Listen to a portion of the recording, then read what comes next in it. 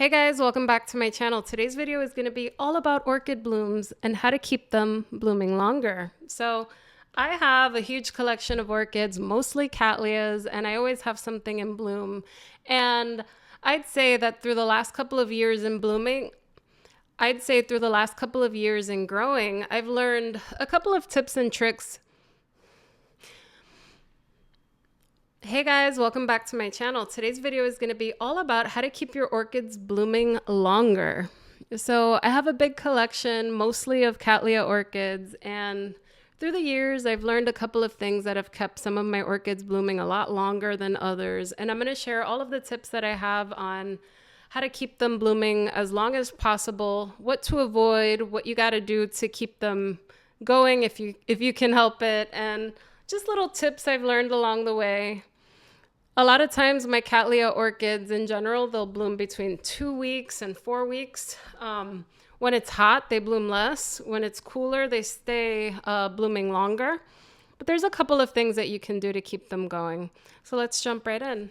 Okay, the first thing that I'd say with your orchids is to maintain humidity between 50 and 70%. Now, that is not achievable for everyone if you're growing indoors. If you're growing outdoors or if you're in an environment that allows for that, beautiful. Your blooms are going to last a lot longer than someone with very dry conditions. But if you're able to get your humidity up 50 to 70%, it's going to be perfect because the blooms are going to last even longer.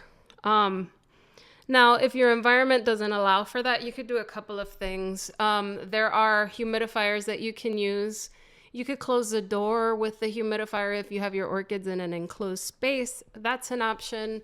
You could put them in a tent. That's a good option. Or what I do is I like to mist my orchids in the morning. So if my humidity levels are lower, right now it's 60% humidity today. I'm recording this video the last week of October, and it is actually 80 degrees today. So I'm wearing a dress, and I'm pretty happy with the weather today. But today is an anomaly. Normally, it's between 30 and 40%. In the dead of winter, it's 20%. So what I do is I take an electric sprayer, and I mist the collection in the morning. This is for everything, but that helps keep the blooms lasting longer. So you could add it to your routine when you're looking at your plants, and it helps a lot, and it'll prolong the life of the blooms that you have.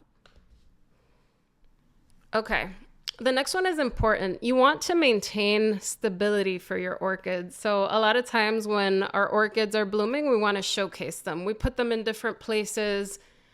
You want to have steady light and you want to have steady temperatures for your orchids. So what that means is you don't want huge fluctuations. So if you're putting something by a window and it's not normally by a window and it's cold out, it's going to get a draft. That can impact the blooming. So you want to keep things stable. So obviously show it off, but if you can avoid a drafty area, that'll keep the blooms lasting longer. If you can't avoid it, then that's okay. The blooms may shorten in duration, but you want a place that's steady. That means keeping it away from a radiator. Now, I famously record my orchids on top of my radiator because it's next to a window, but I never keep them there because if I keep them there or near there, the blooms are going to start drying. That area of the apartment is very dry. So you want to keep things away from a radiator. Now, I am displaying one of my orchids, my Prada Green Deluxe, in my bedroom, and it is on my dresser, and my dresser is near a radiator. And that orchid bloom is not going to last as long as it could because it is getting radiator heat when it's not 80 degrees. Last week it was in the 40s, so we'll get back there soon. But the blooms will last longer if you can avoid fluctuations. Also avoid huge changes in light. So if you have it under LED lights, maybe what you can do is just move it to the front so you could see your orchid blooms, and it's going to be great. But if you move something from an east-facing window to a south-facing window or a north-facing window, that changes the light that it's getting, and it could set back the bloom. It changes the light that it's getting, and the bloom may not last as long. So it's all about stability with the light and the temperatures. You want to avoid drafts and you want to avoid extreme heat if it's not used to those temperatures anyway. Also, I do notice that in the summer, the blooms just don't last as long because it's too hot. So if you have a place that is steady, it's going to last a lot longer. When I first started growing, I got a Phalaenopsis orchid, and I had it in my bedroom displayed near a radiator, not on it, but near it. And I noticed that all of the buds blasted, and it was because it was near that very dry place. The temperature changed from when I had it originally. So bud blast does happen when you do drastically change the environment or put something near like a radiator or something like that. I guess I'm driving that point home. Keep them away from your radiators. In terms of temperatures, you want something between 65 and 75 degrees while it's blooming. I know we can't help that.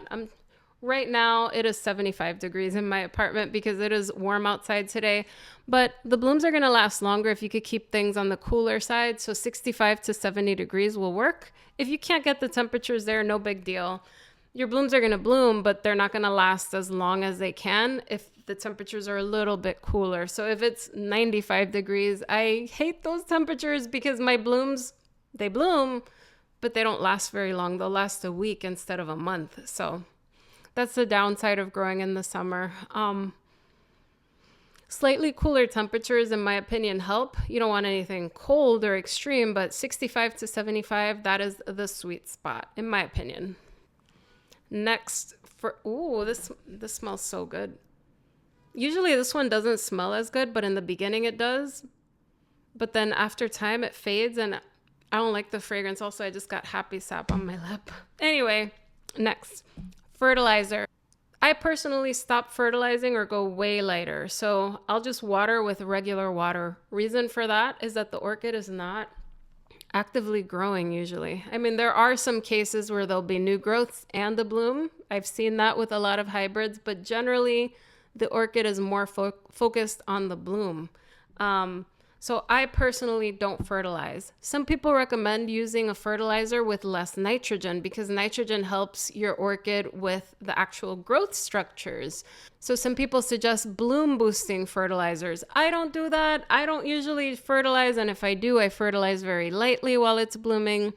But most of my orchids, when they're growing, they're focused mostly on the bloom. There are anomalies with some of my Hawaiian hybrids where they're also in active growth and blooming, but that's not the case for everything.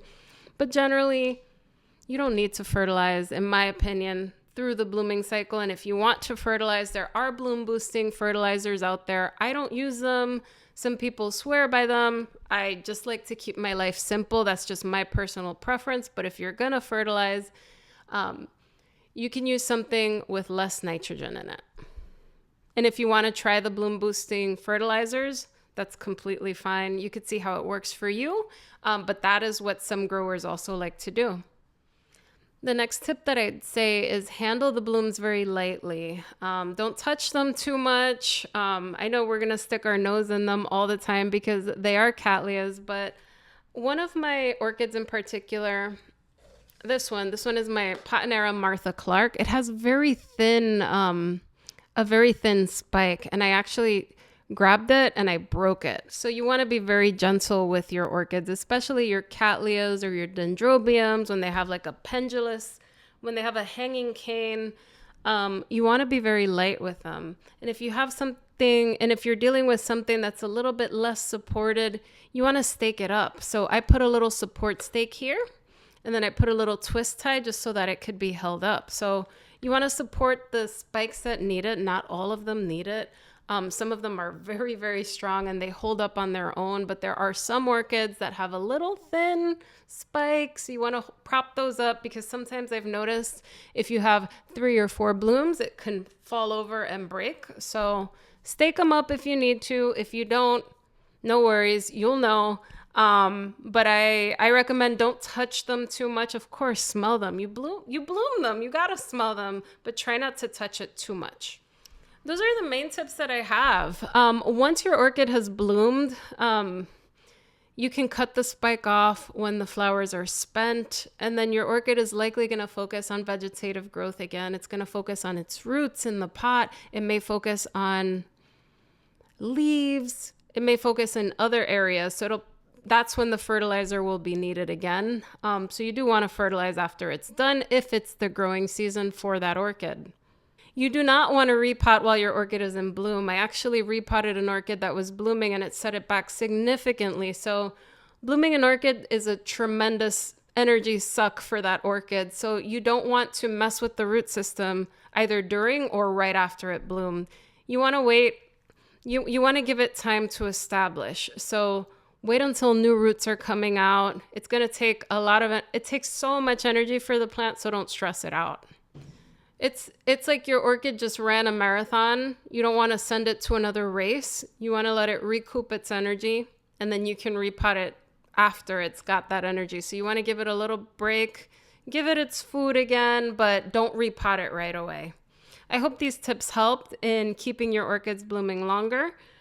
Blooming orchids is one of the most rewarding parts of this hobby, and if you can prolong those blooms even longer, it's just a really good feeling. Anyway, guys, thank you so much for watching, and I will see you in the next video. Bye, everyone.